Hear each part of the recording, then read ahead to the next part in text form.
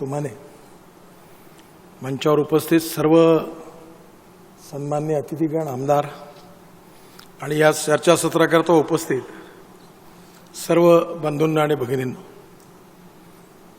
सर्वप्रथम मी लोकमतला आणि विजयबाबूंना धन्यवाद देईल की त्यांनी भविष्याच्या विजनवर आपल्या सगळ्यांना विचार करण्याकरता लावलं आणि आपल्या सगळ्यांसमोर नागपूरचे विजन काय असावी याच्यावर चर्चा सुरू केली।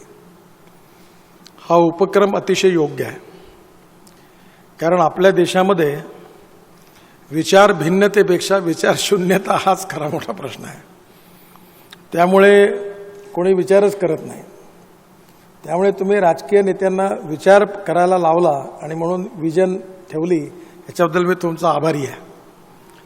अजून एक काम करा, ही जी विजन आम्ही सगळ्यांनी सांगितली ती किती तारखेला कशी कशी त्याची अंमलबजावणी होते ती तारीख बारकाईने तपासा, आणि जे करत नाही त्यांना कोणाची राज्य असो ठोकपीट करायचं काम जोरात करत राहा, हे मी तुम्हाला मंत्री म्हणून सांगतो।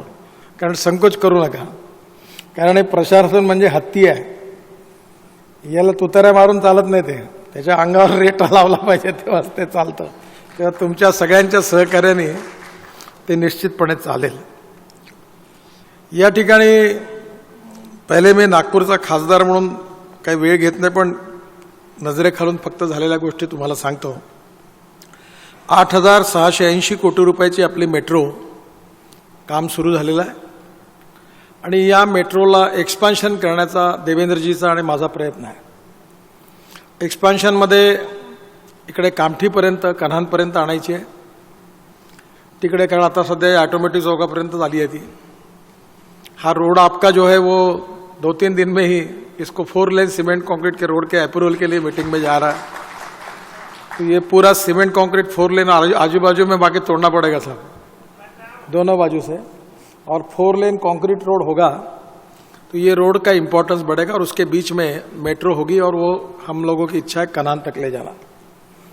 दूसरी मेट्रो की इच्छा है कि जो लंदन स्ट्रीट है उसमें वर्धा रोड से हिंगणा चौक तक एक मेट्रो का नया लूप तैयार करना, जिसमें 4 स्टेशन होंगे, और हफीज कॉन्ट्रैक्टर ने डिज़ाइन किया है। उसके नीचे नागपुर का सबसे हार्ट जो है वो मार्केट वहाँ अच्छा डेवलप करके वहाँ करने का प्लान है। इसके साथ जो है मेट्रो MIDC हिंगणा तक जाएगी, हिंगणा से आगे ले जाने का हमारा प्रयास है, हिंगणा गांव तक, और हिंगणा से डिफेंस जो लंदन स्ट्रीट का आगे जो खाली पड़ा रोड उससे MIDC डिफेंस, और डिफेंस से घुमाकर फिर वाड़ी से लेकर वैरायटी चौक, इस प्रकार की कल्पना है।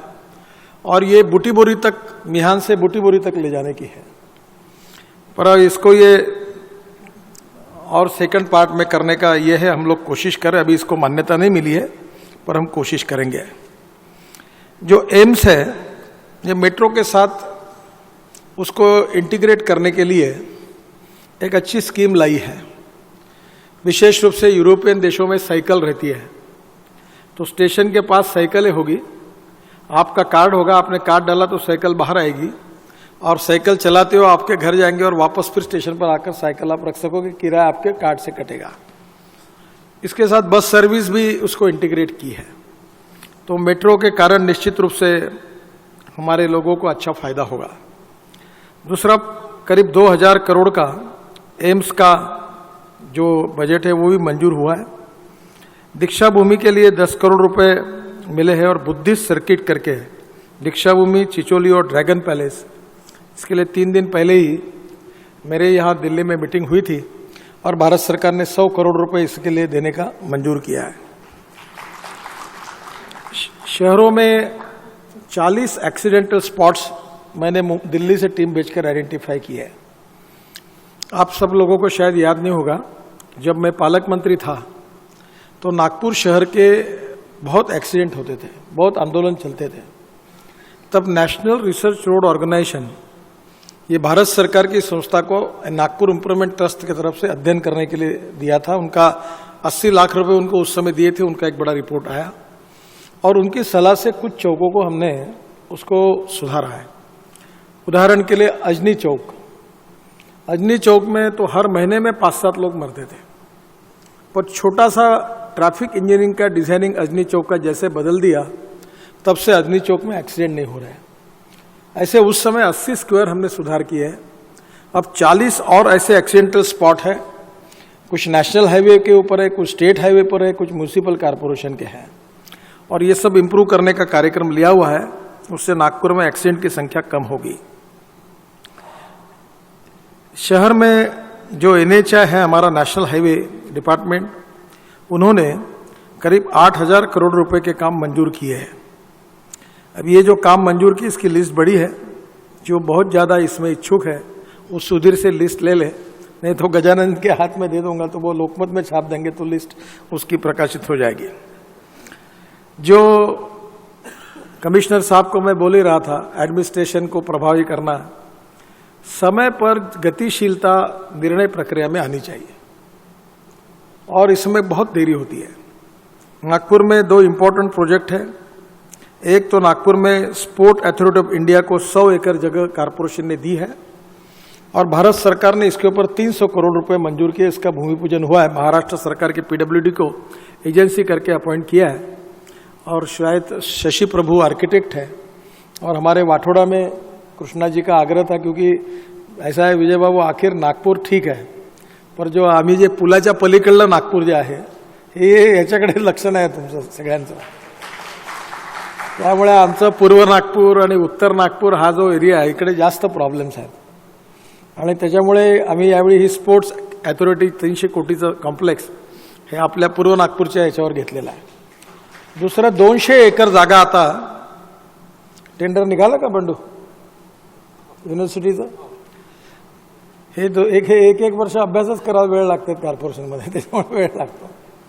हे जे टेंडर आहे आता ते काढलेलं आहे, आणि इंटरनॅशनल लेव्हलवरची वर्ल्ड याच्यातली फायनान्स मॅनेजमेंटची मोठी युनिव्हर्सिटी नागपूरला आपण सुरू करायचं ठरवलं। त्याला 200 एकर जागा 1 रुपया लीजवर महानगरपालिका देणार आहे, आणि नागपूरच्या आणि विदर्भाच्या लोकांना फीमध्ये पण सवलत मिळावी आणि ॲडमिशन्स रिझर्व व्हाव्या अशी अट त्याच्यात आम्ही टाकलेली आहे।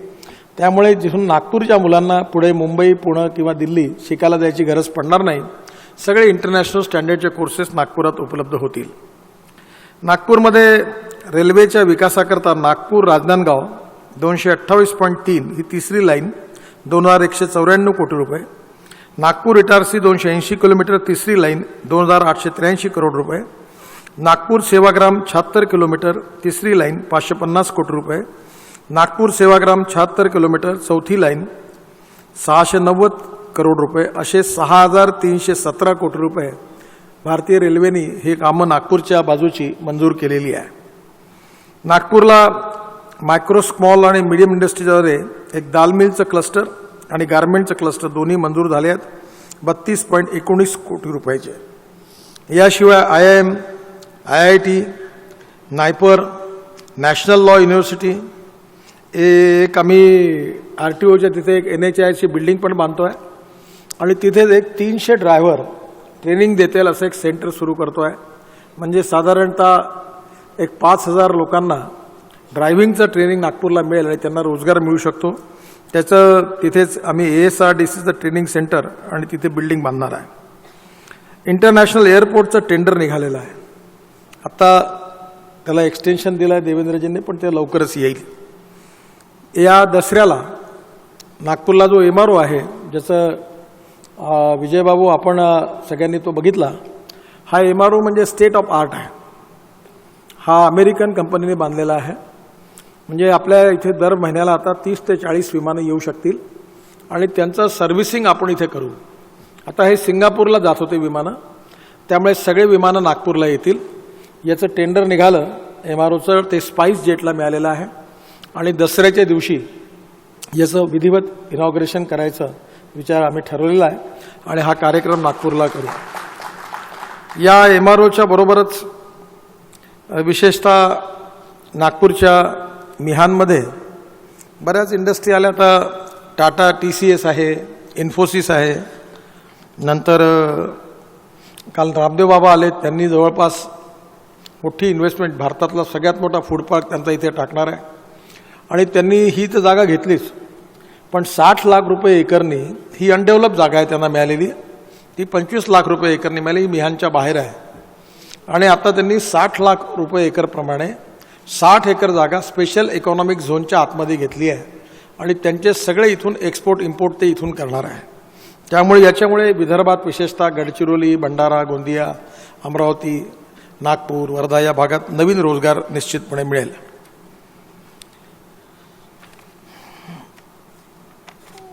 एक अनायसे आहे तर मी, कारण या निमित्ताने माहिती होऊन जाईल म्हणून सांगतो की हे जे 8,000 कोटी रुपयाचे कामं माझ्या डिपार्टमेंटमध्ये मंजूर झालेली आहे, त्याच्यामध्ये 0 मैल ते भिलगाव नाका कामठी रोड 4 लेन 1250.63 कोटी रुपये, वाडी MIDC जंक्शन उड्डाणपूल NH6 75 कोटी रुपये, पारडी उड्डाणपुलाचं काम सुरू झालेलं आहे 649 कोटी रुपये काम सुरू झालेलं आहे, खापरी उड्डाणपूल 82 कोटी रुपये DPR तयार झाला आहे, 15 दिवसात निविदा निघणार आहे. लिबर्टी सिनेमा ते पागलखाना उड्डाणपूल 368.9 कोटी रुपये DPR तयार झाला आहे, 15 दिवसात निविदा निघणार आहे. रॅडिसन हॉटेल ते मनीष नगर हा फारच सुंदर डिझाईन केला आहे. त्या मनीष नगरच्या खाली एक अंडर ब्रिज आहे, एक वरती ब्रिज आहे आणि L&Tचे व्यंकटरमण, कारण मी मेट्रोला सांगितलं सगळे डिझाईन फेकले म्हणलं हे बिलकुल बेकार आहेत तुमचे. L&Tच्या याच्यात एक व्यंकटरमण म्हणून अतिशय हुशार हे आहेत, इंजिनियर आहेत, डिझायनर आहेत, ज्यांनी नव्या मुंबईमध्ये आपण जर गेलो इंटरनॅशनल एअरपोर्टवर तर ते जे खालचा रस्ता आहे तो फ्लायओव्हर सगळा ते डिझाईन त्यांनी केलं आहे. त्यांना बोलावलं आणि त्यांनी खूप सुंदर डिझाईन केलं. देवेंद्रजींनी मी पाहिलं, 15-20 दिवसात त्याचंही भूमिपूजन होईल. हा झाल्यामुळे स्वाभाविकपणे 3.5-4 लाख पॉप्युलेशन जी रेल्वे लाईनच्या पलीकडे राहते मनीष नगरला, त्यांना विशेष रूपाने यातून सोय होणार आहे. 0 मैल ते खापरी आरोबीपर्यंत सिमेंट रस्ता 300 कोटी रुपये. नागपूरचा जो आउटर रिंग रोड आहे याचं वर्क ऑर्डर दिलेलं आहे 1170 कोटी रुपये. याच्या कामाला 15 दिवसात सुरुवात होणार आहे. नागपूर शहरामध्ये सिमेंट रोड बांधणं सुरू आहे, त्याला 400 कोटी रुपये CRF माझ्या विभागाने दिलेले आहे. त्याच्यामध्ये नागपूरचा जो एक्झिस्टिंग रोड आहे त्याचं कॉन्क्रीटचं काम जोरात सुरू झालेलं आहे. RBI चौक ते अग्रसेन चौक ते भंडारा रोड असा सिमेंट रस्ता आणि अग्रसेन चौक ते गोळीबार चौक असा उड्डाणपूल आहे. पण या उड्डाणपुलामध्ये अजून विचार सुरू आहे. हा या इंदोरा चौकातून सुरू करायचा आणि डायरेक्ट नागदेच्या पुलावर अशोक चौकात उतरवायचा, म्हणजे चिटणीस पार्क सगळं ते वरच्यावर नेला पाहिजे याचा अभ्यास सुरू आहे. तो मंजूर झालेला आहे. लवकरच त्याच्या बाबतीत निर्णय करूया. मानकापूरला रेल्वे अंडरपास जो आहे 23 कोटी रुपये काम सुरू झालेलं आहे. पूर्व भागातील भंडारा रोड, हरिहर मंदिर ते RK फ्लोअर मिल ते शांतीनगर हे रेल्वेच्यामुळे अडचण आहे, त्यामुळे या सगळ्यांना जोडण्याकरता अंडरपास मंजूर केलेला आहे 53 कोटी रुपये. त्याचे काम लवकरच सुरू होईल, निविदा काढण्यात येईल. डिप्टी सिग्नल ते कावळापेठपर्यंत अंडरब्रिज 6 किलोमीटर हा 40 कोटी रुपयाचा, याची निविदा लवकरच काढण्यात येईल. सतरंजीपुरा पारडी ते कळमनापर्यंत सिमेंट कॉन्क्रीट 10.5 कोटी रुपये, यालाही प्रशासकीय मान्यता मिळाली आहे. शांतीनगर कावळापेठ रेल्वे क्रॉसिंगवर उड्डाणपूल 50 कोटी रुपये, याला प्रशासकीय मान्यता लवकरच निविदा निघेल. हरिहर मंदिर ते शांतीनगर रस्त्यावर बोस्टिंग रेल्वे ओव्हरब्रिज वाढीव रस्त्यावर सिमेंट मार्ग 50 कोटी रुपये, ह्याला मान्यता मिळालेली आहे. Construction of other change with new airport junction Khapri Nagpur Hyderabad, तिथे नवीन एअरपोर्टला जोडायला मी म्हटलं होतं की नवीन एअरपोर्ट जो बनणार आहे त्याचा रोड आम्ही बांधून देऊ, त्याच्याकडे 200 कोटी रुपयाची मान्यता मिळालेली आहे. Construction of flyover from RTO office to university campus हे मंजूर झालेलं आहे, पण हे करायचं की नाही याच्याबद्दल माझ्या मनात सध्या संशय आहे. हा करायचं की नाही मी एकदा व्हेरीफाय करणार आहे, कारण का या आमदारांनी मागणी केली आणि मी पाठवून दिलं वरती, ते मंजूर करून आला आहे. पण मला असं वाटतं की याच्यावर विचार केला पाहिजे की करायचं की नाही, कारण त्या अमरावती रोडवर गरज आहे की नाही हे बघावं लागेल. नंतर flyover from Mayo hospital to Satranjipura हे पण याला मिळालेली आहे मान्यता, पण याच्याही बाबतीत माझ्या मनात संशय, कारण मेयो हॉस्पिटलपासून चढायचं असेल तर कुठून चढायचं, का चंद्रलोक बिल्डिंग थोडी तोडायची आणि उतरायचं तिथून पलीकडे टेलिफोन एक्सचेंजच्या पलीकडे उतरायचं. एवढा मोठा एलिव्हेटेड रोड आहे, त्यामुळे या रोडवर तो कसा उतरवता येईल याच्याबद्दल अजून क्लॅरिटी नाही, पण याला मान्यता मिळालेली आहे. करायचं असेल तर करता येईल. Construction of flyover hotel Gauri in front of Gauri in, म्हणजे हे कुठं आहे Gauri in? Gauri in hotel कुठला आहे? सुधीर कुठला मंजूर केला रे? हां, पूर्व नागपूरचा कुठला गौरी हॉटेल? हां, सुनील हॉटेल. हां, तर त्याची निविदा निघाली आहे. पिवळ्या नदीवरचा पूल मंजूर झालेला आहे, त्याची निविदा निघणार आहे. खापरी, पाचगाव, कुही, आंबोरा, भंडार रोड, वैनगंगा नदीवर 88 कोटीचा पूल मंजूर झाला आहे आणि जवळ 1158 कोटी रुपये CRF मधून मिळालेले आहे. याच्यामध्ये सध्या ज्या सगळ्यात महत्त्वाचा प्रश्न आहे तो म्हणजे रोजगाराचा आहे. त्याच्यामध्ये देवेंद्रजी आणि मी दोघंही मिळून प्रयत्न करतो आहोत. आत्तापर्यंत 15,000 16,000 मुलांना काम मिळालेलं आहे, पण मिहानमध्ये 50,000 मुलांना काम मिळालं पाहिजे. TCS इथे मोठ्या प्रमाणावर एक्सपान्शन करणार आहे. SCL कंपनीचं माझं बोलणं ते इथे येणार आहेत. नंतर अजीज प्रेमजी आणि त्यांच्याशी पण बोलणं झालेलं आहे. याच्या व्यतिरिक्त बऱ्याच लोक असे आहेत की जे आता रामदेव बाबांच्या पतंजली फूड पार्कमुळे आपल्याला चांगलं काम होईल. ॲमेझॉन आहे, हिंदुस्तान कॉम्प्युटर्स लिमिटेड आहे, बोईंगनी काम सुरू केलं आहे. आणि बोईंगच्या याच्यामध्ये तुम्हाला आश्चर्य वाटेल की हे जे बोईंगचं विमान आहे त्याला 1150 पार्ट्स लागतात, त्यातले 550 पार्ट नागपूरला तयार होतात. हो, आणि एवढं सुंदर आहे की आता नागपूरला इकडे बोईंगचं हे काम करतं टाल कंपनी आणि इकडे एअरबसचं करतं. आणि दोघांमध्ये हिंदुस्तान पाकिस्तानसारखं आहे. हे तिकडे जात नाही, हे इकडे येत नाही. याच्या कार्यक्रमात ते जात नाही, त्याच्या कार्यक्रमात इथं दोघांमधलं शीतयुद्ध आहे की आमच्या कार्यक्रमात ते इकडे आले नाही, हे तिकडे गेले नाही, इतकं पक्का. पण जगातल्या या दोन्ही मोठ्या कंपनींचं ॲन्सिलरी युनिट नागपूरला आहे, ते टालनी चालू केलेलं आहे. त्यामुळे पुढे नागपूरला हेलिकॉप्टर, फायटर प्लेन्स किंवा सी प्लेन जर आपल्याला मॅन्युफॅक्चरिंग करायची असतील तर या कंपनीचा पुढे मोठा उपयोग होणार आहे. या विमानतळाच्या बाबतीमध्ये पण मी सांगितलं जातं आपल्याला, रिलायन्स एअरपासून 990 एकर जागा घेतली आहे. महाराष्ट्र सरकारने मिहानचा प्रश्न पूर्ण सोडवला आहे. हे जे MRO आहे स्पाइस जेटला मिळालेलं आहे आणि स्पाइस जेट आता आपले विमानं रात्री नागपूरला ठेवणार आहे. परवाच ते माझ्याकडे येऊन गेले आणि नागपूरवरून अजून काही कनेक्टिव्हिटी सुरू करण्याकरता मी त्यांना आग्रह केलेला आहे. एक महत्त्वाची गोष्ट आहे ज्याच्यात आत्ता मला हा वासाडे म्हणाला की मला कुठे चिपळूणला कुठेतरी टाकतोय तर ते मला कॅटरमेरन हे करायकरता परवानगी द्या समुद्रातून गेटवेहून, तर म्हटलं मी देतो. पण त्याच्यापेक्षा माझी विनंती अशी आहे की नागपूरचं टुरिझम डेव्हलप करायचं असेल तर कर्माझरी आहे, ताडोबा आहे, खिंडसी आहे, कोराडी आहे, या सगळ्या तलावामधून आपल्याला सी प्लेन सुरू करता येतील. आणि एक सी प्लेन 40 कोटी रुपयाचा आहे. म्हणजे नागपूरहून आपण शेगावला उतरू शकतो तलावात, नागपूरहून शिर्डीला जाऊ शकतो 28 सीटर प्लेन, आणि याच्यामुळे नवीन टुरिझम डेव्हलप होऊ शकेल. याला एअरपोर्टची गरज नाही आहे. तर माझी आपल्याला विनंती आहे की याच्यामध्ये जर नागपुरातून काही लोक जर पुढे आले तर याच्यातून आपल्याला आपलं हे करायला चांगलं होईल. नागपुरात 3 गोष्टी या जगात रिकग्नाइज झाल्या आहेत. नागपूरमध्ये, नागपूर हे शहर असं आहे की ज्यावेळी लातूरला रेल्वेच्या लाईनवरून पाणी आणायची सुरुवात आहे, नागपूरच्या अनेक वस्त्यात 24 तास पाणी मिळत होतं. आणि आज नागपूरला 24/7 या योजनेवर एकदा विजयबाबू तुम्ही डिटेल लिहा. किती म्हणजे अंधळ डळतण कुत्रं पीठ खातं याचं हे उत्तम उदाहरण आहे. या टेकडीमध्ये एक टाकी होती. ती टाकी म्हणजे फक्त टाकी होती, वरतून पाणी टाकायला खालून कुठं जाय कोणाला माहीत नव्हतं. फुटली होती पूर्ण, सगळ्या टाक्या फुटल्या, सगळे पाईपलाईन फुटले, सगळ्या ड्रेनेजचं पाणी जात होतं. कॉर्पोरेशनजवळ पगार द्यायला पैसे नव्हते अशी अवस्था होती. अशावेळी JNRUमध्ये पब्लिक प्रायव्हेट इन्व्हेस्टमेंटच्या माध्यमातून विवोलिया म्हणून जी प्रसिद्ध कंपनी आहे जगातली, ती पहिल्यांदा भारतात आली आणि आपण नागपूर महानगरपालिकेतर्फे 24/7 हे पहिल्यांदा यशस्वी केलं. आज मला विश्वास आहे की पुढल्या 6 महिन्यांनी किंवा वर्षभर नागपूरच्या झोपडपट्टीत गरीबातल्या गरीब माणसाला आज 60-70% जवळपास 18 तास 16 तास पाणी आहे.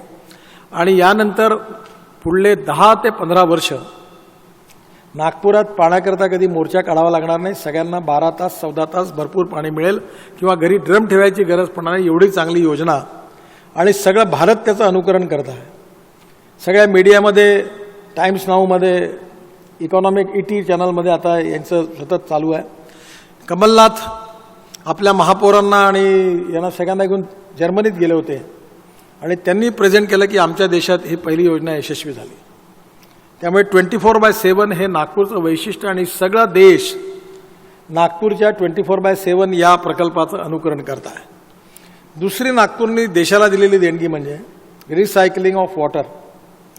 हे जे रिसायकलिंग ऑफ वॉटर आहे हे जे करून याच्यातून नागपूर महापालिकेला 18 कोटी रुपये रॉयल्टी तर मिळतेच, पण हे पाणी पॉवर जनरेशन करता हे आता कोराडी आणि खापरखेड्याला जाणार आहे आणि त्यामुळे वीज निर्मिती त्यातून होणार आहे. आणि याच प्रकल्पावर आता गंगेवर NTPCचे करीब 25 प्रोजेक्ट आहेत. आणि परवा आम्ही असाच प्रोजेक्ट मथुरेला उद्घाटन केलं की मथुरेचं सगळं घाणपाणी रिसायकलिंग करून इंडियन ऑइलनी 20 MLDचा प्रकल्प टाकला.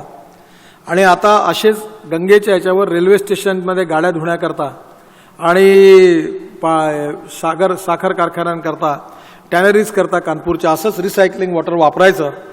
आणि हा 60,000 कोटी रुपयाचा जो प्रकल्प होता गंगेचा यातला भाग होता, ते काम केवळ 15 ते 20,000 कोटी रुपयात आता करणार आहे आणि त्यातून पाण्याचं रिसायकलिंग होणार आहे.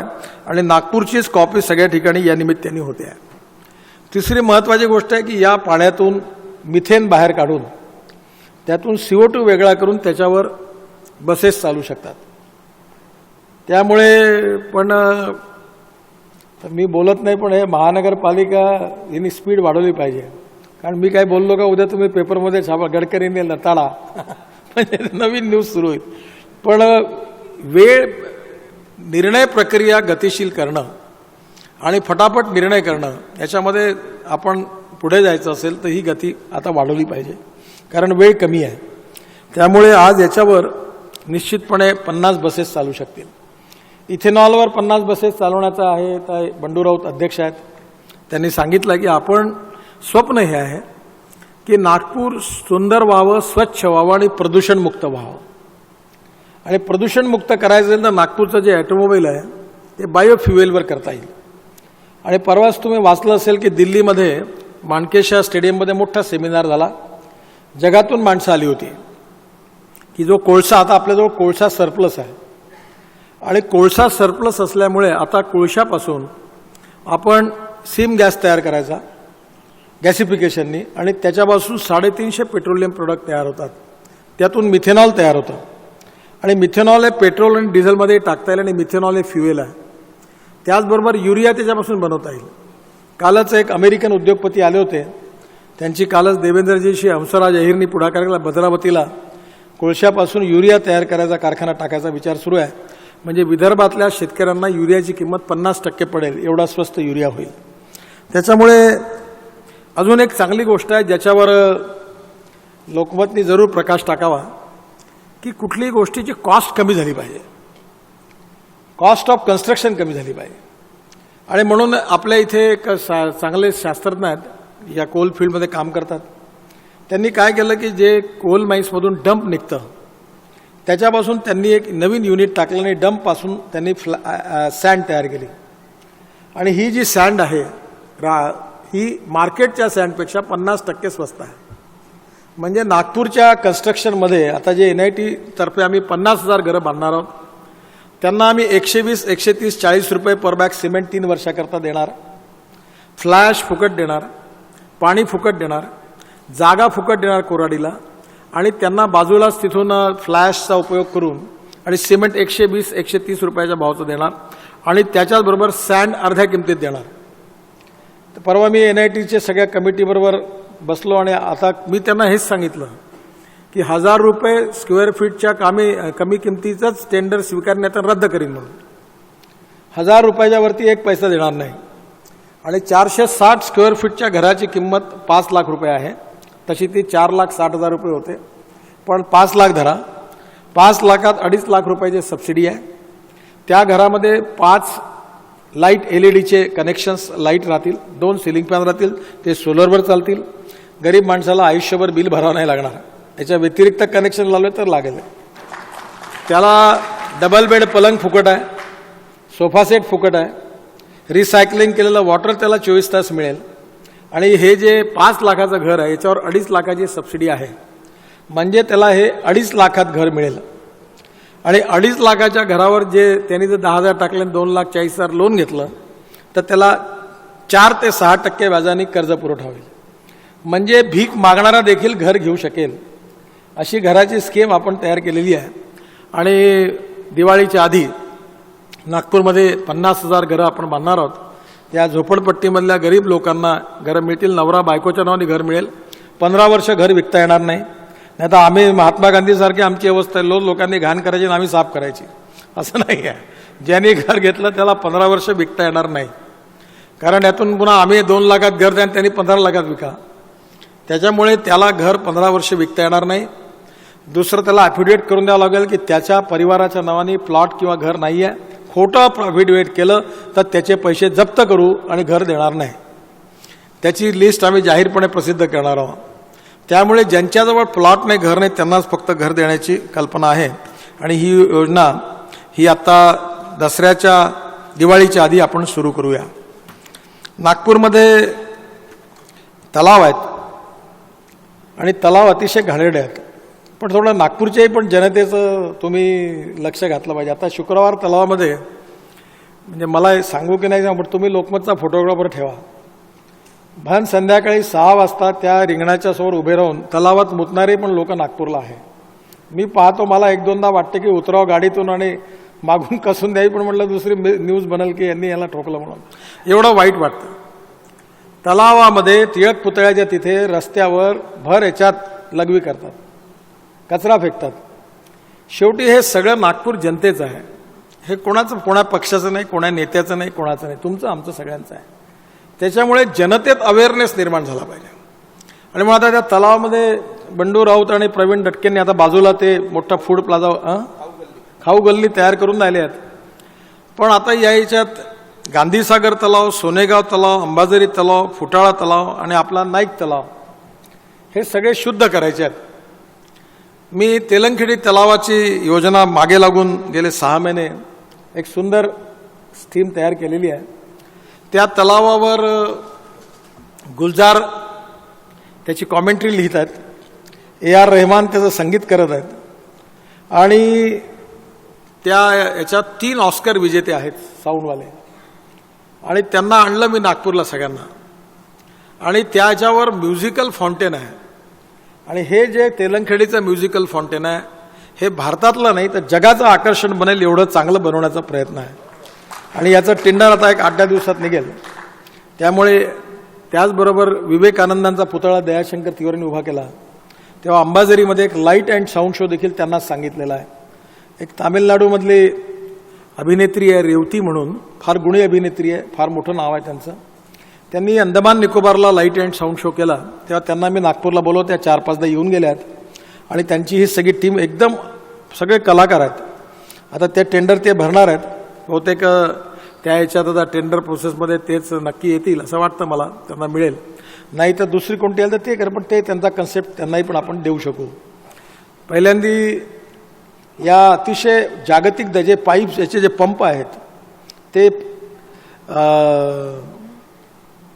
आपला कोणता देश, टर्कीमधून आहे.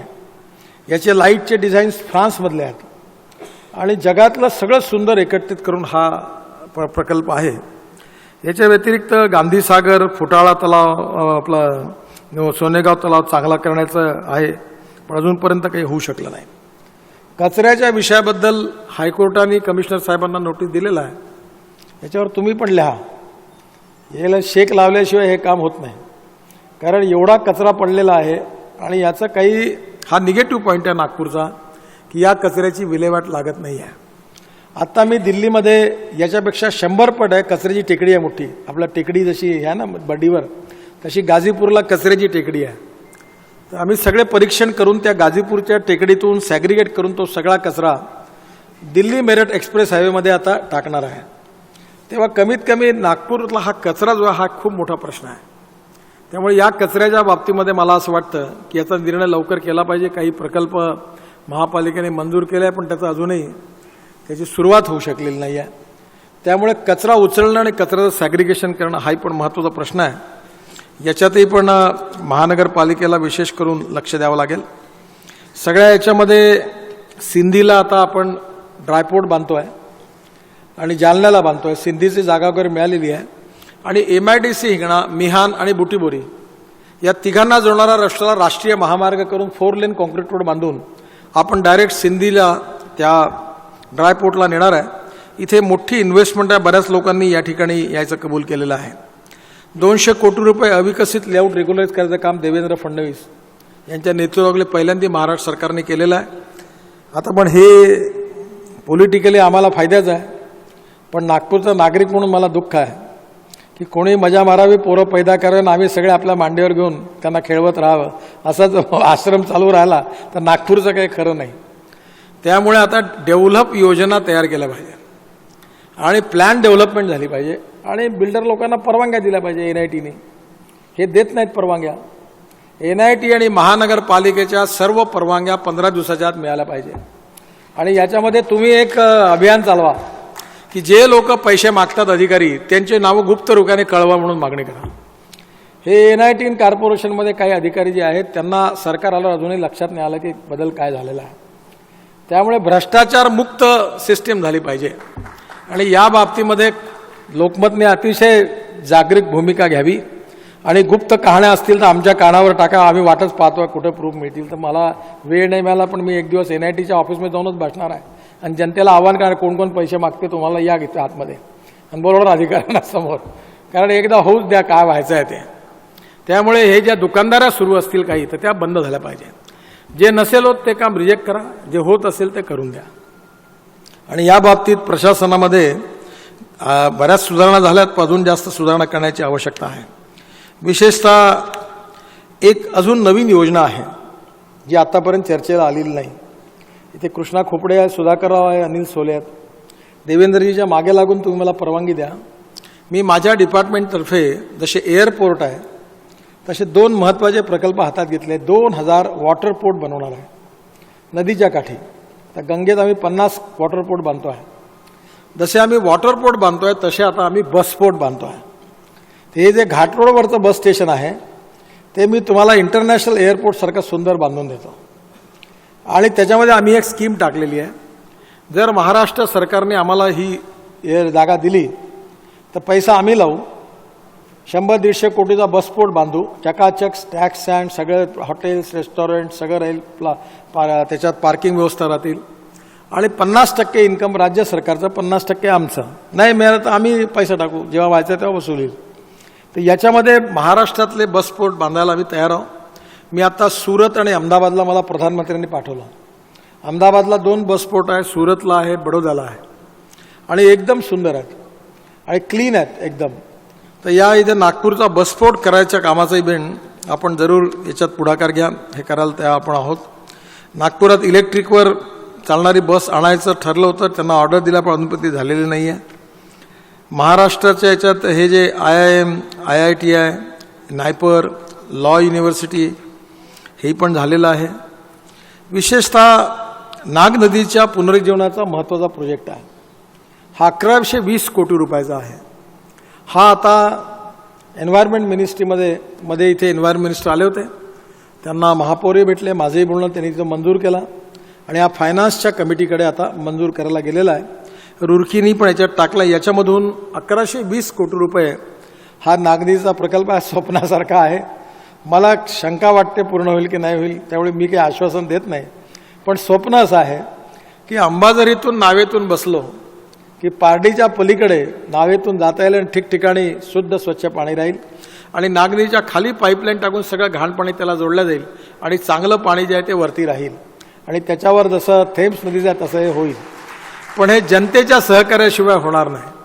नाही तर आम्ही साफ करून सुरू करा, लोकांनी पटापट पान खोन पटापट थुकायचं, कागद फेकायची, तर ते काही होणार नाही. त्याच्यामध्ये वर्तमानपत्र आणि जनतेचा सहयोग मोठा पाहिजे आहे. तर मला असं वाटतं हाही एक मोठा प्रकल्प आहे आणि आपल्याला नक्की नागनदीचा प्रकल्प पूर्ण होईल.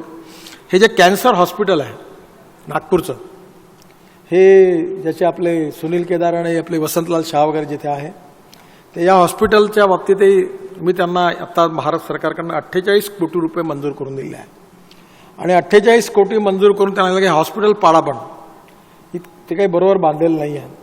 ते बांधून अत्याधुनिक कॅन्सर हॉस्पिटल तिथे डेव्हलप करणार आहे आणि ते जर हॉस्पिटल त्यांनी पूर्ण पाडलं तर त्यांना CSRमधून कॅन्सरकरता जी मशिनरी घ्यायची आहे 7 कोटी रुपयाची, ते जर हॉस्पिटल पाडलं तर मी तुम्हाला देतो असं मी त्यांना सांगितलेलं आहे. त्याच्यामुळे नागपुरात कॅन्सरच्या ट्रीटमेंटचं उत्तम हॉस्पिटल या ठिकाणी करायचा प्रयत्न आहे. याच्याशिवाय मी माझ्या या 2.5 वर्षाच्या काळात जवळपास 90 लाख रुपये प्रधानमंत्री निधीतून हार्टच्या ऑपरेशन्स करता मिळवून दिले आहेत. मेडिकलच्या बाबतीमध्ये आपण 7,500 कोटी रुपये हे अपंगांना साहित्य वाटलं. 6,000 लोक आले होते आणि आपण जवळपास 40 लोकांना पाय लावून दिले. जर्मनी आणि लंडन ते धावायला लागले, बुलेट चालवायला लागले, फुटबॉल खेळ, दोन्ही पायानी असे झोपलेले लोक होते. तर माझा आता प्रयत्न आहे ज्याच्यात लोकमतने सहकार्य करावं की विदर्भामध्ये जेवढे 2 पाय कटलेले लंगडे आहेत जे चालू शकत नाही त्यांना अमेरिका आणि लंडनचेच काय जे आहेत ते त्याचं मॅन्युफॅक्चरिंग नागपुरात करायचा विचार आहे. त्याची जागेचा प्रश्न होता. काल त्याचे अधिकारी इथे आले होते, कमिशनर साहेबांनाही भेटले नागपूरच्या, त्यांना जागा पाहिजे. ते झालं की ॲटोबॉन म्हणून जर्मनीची कंपनी आहे आणि इथेच पाय तयार करायचे आणि कमीत कमी विदर्भात देखील एकही व्यक्ती असा राहू नये ज्याला पाय नाही, त्याला आपण ते अपंगांना पाय वाटण्याचा आपण प्रयत्न करणार आहोत. आम्ही जवळपास विविध भागामध्ये 685 आरोग्य शिबिरं घेतलीत. 4,55,150 लक्ष लोकांना वैद्यकीय मदत दिली. 55,786 लोकांना चष्मे दिले. 18,786 रुग्णांची शस्त्रक्रिया केली जे कॅटरॅक्टची आणि हे सगळं निशुल्क अवयव पाय वाटले आणि म्हणून सिकल सेलचं आता सेंटर आपण स्थापन करतो आहे. त्यामुळे विशेषतः वैद्यकीय सुविधांकडे मला सगळ्यात जास्त प्रायोरिटी, अपघाताची स्थानं कमी करणं आणि गरीब लोकांना वैद्यकीय सुविधा देणं हे पण आपल्याकरता आवश्यक आहे. मला विश्वास आहे की याच्या व्यतिरिक्त जी विजन आत्ता लोकमतचं काम चांगलंच आहे. गजानन जानबोर अतिशय उत्कृष्ट पत्रकार आहे. गेल्या अनेक वर्षापासून नागपूरच्या पत्रकार क्षेत्रामध्ये अतिशय उत्तम विजन असणारा, क्वालिटी, चरित्रवान आणि अतिशय चांगल्या प्रकारचा विकासाची दृष्टी असणारा एक पत्रकार लोकमतमध्ये आपल्या सहकारी म्हणून आहे. आणि लोकमतमध्ये वेळोवेळी अशा प्रकारचे ज्या न्यूज येतात ज्या मी दिल्लीला वाचतो, यामध्ये लोकमतचंही आणि नवभारतमध्येही पण अशा येतात की प्रत्येक छोटे छोटे मुद्दे ते जनतेचे कव्हर करतात. त्यातून आम्हाला अनेक मुद्दे कळतात. त्यामुळे लोकमतनी नागपूरच्या संदर्भामध्ये लोकांच्या तक्रारी या बिनदिक्कतपणे छापाव्या, लोकांच्या सूचना छापाव्या आणि त्या सूचना आणि तक्रारी योग्य व्यक्तींकडे पोहोचवणं देखील लोकमत व्यासपीठाने काम करावं, जेणेकरून लोकांचं जीवन यातून सुसह्य झालं पाहिजे. मला विश्वास आहे की नागपूर बदलत आहे. खूप कामं झाली आहे. 30,000 कोटी रुपये तर मीच आणले आता केंद्र सरकारचे आणि देवेंद्रजींचे पुन्हा मोठे, त्यामुळे डबल इंजिन नागपूरला लागलेलं आहे. पण नागपूरच्या जनतेची भूक जी आहे ती याच्याहून मोठी आहे. त्यांच्या अपेक्षा जास्त आहेत आणि मला एवढं करूनही वाटतं की अजून काहीच नाही झालं, अजून पुष्कळ व्हायचं आहे. त्यामुळे समाधान नाही आहे. त्यामुळे अजून जास्त काम करायचं आहे आणि वेळ कमी आहे. त्याच्यामुळे आपल्या राजकीय नेत्यांनी लक्षात ठेवलं पाहिजे की वन डे क्रिकेटसारखी बॅटिंग केली पाहिजे. अधिकाऱ्यांना 58 वर्ष आहे रिटायर व्हायला, पण बंडू राऊत तुम्हाला तर 2च वर्ष, किती 1 वर्षाचा ना स्टँडिंग कमिटीचं 4 महिने, तेव्हा रोज आपली बॅट अशी फिरवत राहा. काय कोणी आधेमध्ये आला तर 2-4 लागू द्या ठोले, त्याला काही फरक पडत नाही. पण हे काम गतीने झालं पाहिजे, निर्णय फास्ट झाले पाहिजे, ट्रान्सपरन्सी झाले पाहिजे, करप्शन फ्री झाले पाहिजे आणि नागपूरचा हे चित्र लवकर बदललं पाहिजे आणि हे निश्चितपणे 2 वर्षात बदलेल. आणि भारतातलं कमीत कमी, मी जगातलं तर नाही म्हणत, पण भारतातलं नंबर 1चं आदर्श शहर नागपूर झालं पाहिजे. चांगले बगीचे, चांगल्या स्मशानभूमी, सगळे नाले साफ होणं, सगळ्या नद्या साफ होणं आणि स्वच्छ प्रदूषणमुक्त शहर होणं आणि कमीत कमी या सगळ्या ह्याच्यातून 50,000 नागपूर शहर आणि जिल्ह्यातल्या तरुण मुलांच्या हाताला मिहानमध्ये रोजगार मिळणं, ही 2 गोष्ट महत्त्वाची झाली पाहिजे. नाहीतर नेत्यांना चिंता आपल्या पोरालाच रोजगार कसा मिळेल अशीच राहते. त्याला सगळ्या पक्षातले नेते आपले थोड्याफार फरकाने माझ्या पोराला तिकीट द्या, नाहीतर माझ्या पोराला काहीतरी द्या. म्हणजे नेते बोलताना भाषणात मात्र जनतेबद्दल बोलतात, पण निर्णय घ्यायच्या वेळी माझ्या मुलाला नाही तर मुलीला द्या हेच सांगतात. हे असं नागपूर नको व्हायला. पहिले जनतेचं काम करू, मग आपल्या मुलामुलींचं काम करू, अशी धारणा आपण जर ठेवली तर नागपूर बदलेल. आणि हे सगळं आपल्या सगळ्यांच्या सहकार्याने, मीडिया, सर्व पक्ष, सगळे नगरसेवक, सगळे आमदार, सगळ्या पक्षाचे नेते आणि एवढंच नाही तर नागपूरची सगळी जनता यांनी सगळ्यांनी मिळून हे चित्र बदलेल. त्यांनी सगळ्यांनी सहकार्य करावं हीच विनंती आहे. धन्यवाद.